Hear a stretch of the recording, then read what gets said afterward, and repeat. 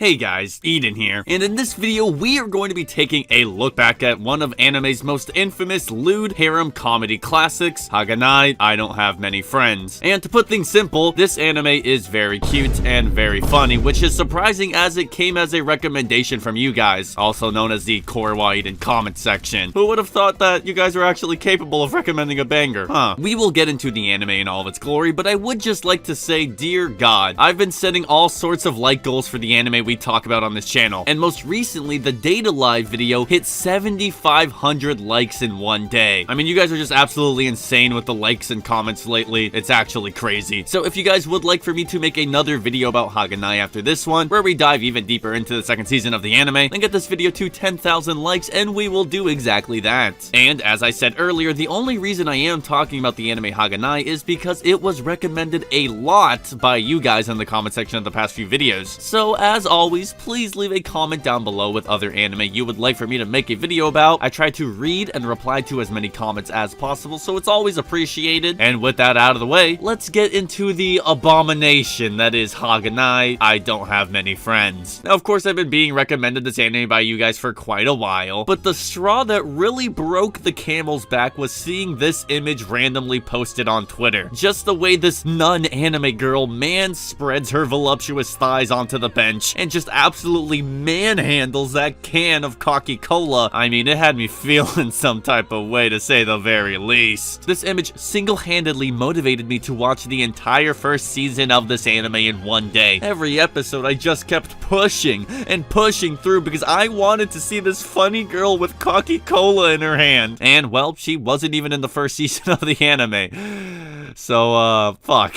But you know what else wasn't in the first season of the anime? NordVPN. I mean, it would be really weird if they were actually there. You see, this video was sponsored by NordVPN, who you can check out with my link in the description, nordvpn.com/KoriwaEden. As an anime fan, NordVPN is basically a must. Being able to change my location between American Netflix and Japanese Netflix, for example, in order to get a whole new library of anime is something that has been useful for me when making these anime reviews. Also, yes, I have been binging a lot of Cardcaptor Sakura, and yeah, it freaking slaps, but it doesn't slap as much as NordVPN. NordVPN slaps more, I promise. NordVPN is turning 10 years old in February. Instead of receiving gifts, they're sending gifts to all their buyers. With the purchase of a 2-year plan, you'll receive 1 month free along with a special gift, either 1 month, 1 year, or 2 years of subscription time on top. And on top of that, it's all 100% risk-free, as Nord has a 30-day money-back guarantee. So get an exclusive NordVPN deal when you sign up using the link in the description. Thank you, Nord. But hey, enough about what wasn't in the first season of the anime. Let's talk about what is in the first season of the anime, as there is quite a bit of chaos to talk about. So to put it simply, Haganai, I Don't Have Many Friends is about a bunch of social outcasts forming a club with each other and basically doing a bunch of dumb and quirky stuff. It kinda reminded me of Love is War, only if Love is War's entire cast had the intelligence of Chika Fujiwara. And if you've seen Love is War, you should be shaking in your goddamn boots right now, because an anime like that must be horrifying. And I'm gonna be honest, as a sucker for simple comedies like Yuri Yuri, New Game, or any other anime where 4 girls sit in a room and talk for a billion episodes straight, look, I honestly prefer how simple this anime's premise is, because it allows the anime to be a lot more complicated and wild in other regards. When shit actually starts hitting the fan, yeah, sure, but mainly in just how many characters there are in this damn thing. There are 6 female characters in this quote-unquote harem, in addition to our main Mr. character, and not a single one of them feels like a normal functioning human being. They're all pretty awful and weird people in one way or another, and I must say, I like that quite a bit. I like anime that have a lot of characters, and the only thing I like more than anime that have a lot of characters would be an anime that has a lot of stupid characters, and lucky for us, I'm happy to report that Haganai has delivered. So why don't we introduce all of the characters that are relevant in this season 1. Our main character, who actually doesn't look like he came out of an SAO Kirito cloning facility, is named Kodaka. And this dude, I mean, I'm just being honest, this dude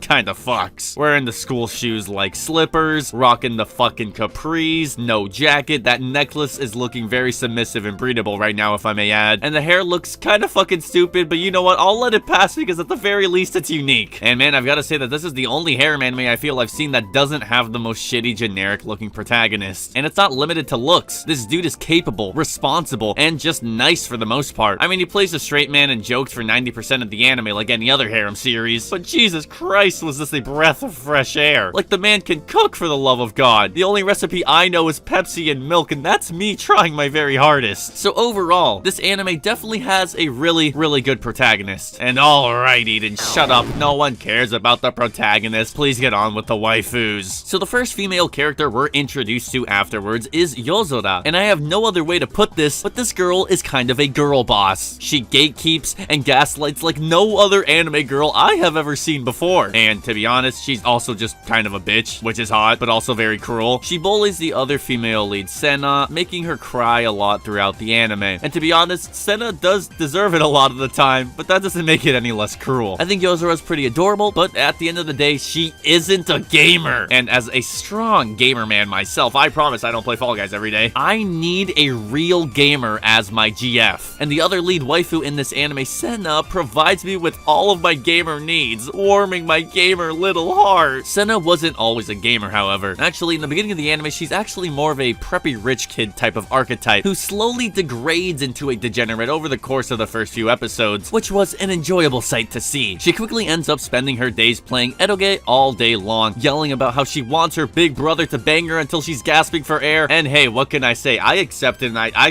support it, okay? Now that I think about it, I think saying that kinda makes me a cuck. Well, we'll talk about Senna later in this video, as she is my favorite female character in this anime, but that being said, she's still far from best girl, because in the world of Haganai, it would appear as if the title of best girl actually belongs to a boy. That's right, ladies and gentlemen, I am talking about none other than the cross-dressing, beautiful brunette Yukimura. This guy is hot. I don't care what any of y'all say. Now, one of my friends actually told me that there's some problematic stuff that occurs with them in season 2, and all I'm gonna say is that I have not made it that far, so if it's really that bad, then, oops. Regardless, as far as season 1 goes, this is the character I want to marry. This is the fictional drawing I want to bring with me to the grave because, I mean, awooga. I love how they wear the maid outfit in order to quote-unquote dress more manly. Like, holy shit, that sentence just exudes such a himbo energy, I cannot put it into words. They wear a female swimsuit in the pool and beach episodes, and overall, the man's attentiveness in his maid practices are nothing short but commendable. I do really wish they got more screen time, but from what I've heard, they do get tons more in season 2. So hopefully this video does well, so we can talk about that next time here on the Prestigious Korwa Eden YouTube channel. I also found it extremely funny that when Yozora told her scary story in the beach episode, Yukimura was the only one who didn't find it scary. Lads, they might dress like a dainty little woman, but their soul,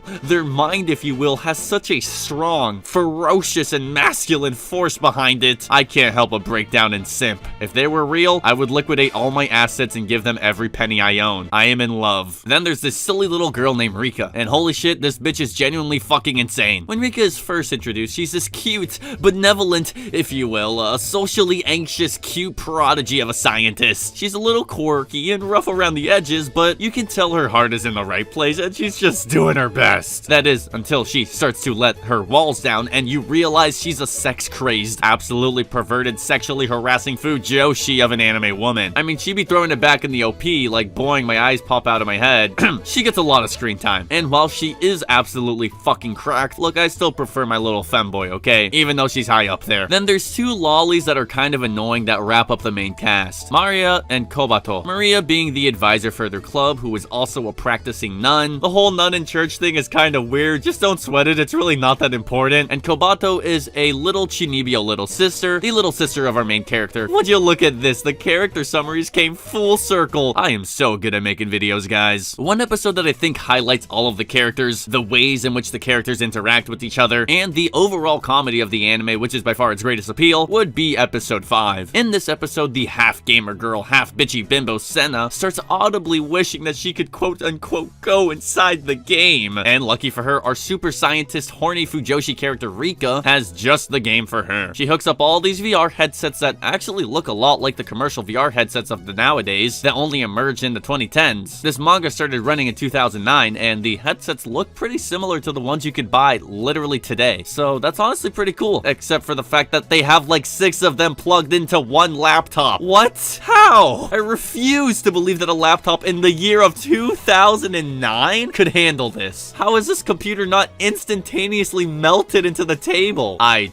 do not know. They log into the virtual world and every character picks a class that is somewhat emblematic of their personality, and they game as gamers do. And to be honest, there is a weird amount of gaming related episodes in this anime, considering that this anime isn't really supposed to be about gaming in the first place. They kinda just slowly lose the premise of the series pretty early on, and just evolve into a random shit happens every episode type of comedy anime. And I kind of prefer the latter regardless, so look, I'm not complaining. I just find it absolutely hilarious that I probably have to entirely censor both Senna and Rika's outfits. The fact that I can't show them basically tells the entire story. Yozora is rocking that Pickle Rick drip, and she actually likes it a lot, which is kind of wholesome. I mean, come on. Yukimura is playing the samurai class, but is still cute as fuck, so it doesn't matter. And the stupid lolly child is doing whatever. I don't really care about the character, so I'm just gonna go ahead and pretend like they don't exist. They argue and bully each other and all sorts of shenanigans while playing the game, you know, like friendly fire and that type of stuff. But the point is that they eventually make it to this crazy boss room. Like, this is some Ornstein and Smo type shit right here. I was starting to have flashbacks. I mean, they literally put Ed Orlando in the middle of the school too. I am not making this up. Regardless, they fight the boss in the most dysfunctional way possible. Teamwork was never an option because collectively these motherfuckers have an IQ of like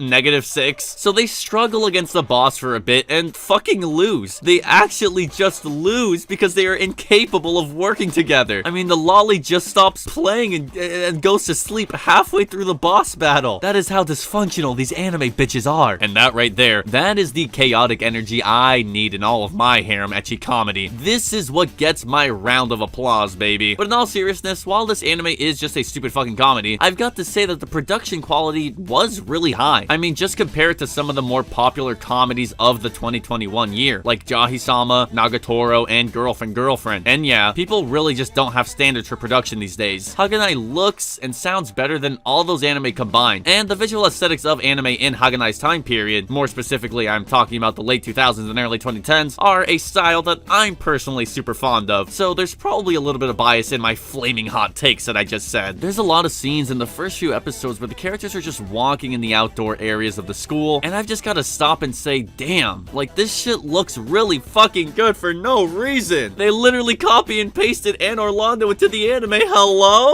The voice acting is absolutely S tier, and even the dub has some very, very good performances as well that are probably the biggest reason why this anime was so popular in the West in the first place. Specifically, Senna's VA doing a really good job. Wait, Eden, you're complimenting the dub, so you actually took our advice and watched the dub for once? Well, you see about that, that's actually a really good question. I'm gonna go buy some cigarettes, guys, and I'll answer that question once I come back, so yeah, I'm gonna go get some cigarettes and I'll be right back. Alright, obviously that was a joke. Everybody knows that the only Fumo I be doing is my silly little plushies. But you know what isn't a joke? The patent pending Kawaii and waifu tier list that I only really do because I like to see people get mad in the comment section. What can I say? I'm kind of a sick and twisted bastard. Alright, I've talked about the characters earlier in the video, so let's just make this quick. Yozora goes in A tier, Senna goes in S tier, Rika can go in A tier, Maria can go in F tier, Kobato's a little cute, so she can go in B tier, and that leaves us with our last waifu, which is, I guess, air quotes around the word waifu, Yukimura. S tier is not enough. I'm gonna have to put this man in a new tier never seen before on the Kawaii scale. That's right, an SS tier. Controversial, I know. I honestly find it absolutely hilarious how the farther and farther I go down the ecchi anime rabbit hole, the more and more ambiguous my taste in fictional characters get. You guys think you know my type, but then boom, I go for the guy this time. I love to see it. Feel free to leave a comment down below with who your favorite character in Haganai is. And hey, once again, if this video hits 10k likes, we'll check out Season 2, which from what I've heard is actually better than Season 1, so I'll probably have more to say about it. But you know who else probably belongs in SS tier? That's right, my patrons over at patreon.com/KoiWaIden. These guys get access to early videos, Discord watch-alongs, and all sorts of bonus content. So if you want to join them in helping me live, then click that link in the description. So huge thanks to Capitan, Jokum, Maudis, Rover Rope, Pursuing Puddle, Brennan Butter, Alex, Rumber Brian, Colin, Dusk, Everly 2, Gamer Boys R, Amy Wright, Gary Bird, Grishapa, Jacob, Kamoy, Kona, Marquise, Megaton, Mental, Noob, Praise, Puggy, Robert, Chicken, Super Fudge, Derp Cloud, Tuck Toad, Wild the Guy, Zora, Mirage, and all my other patrons on patreon.com.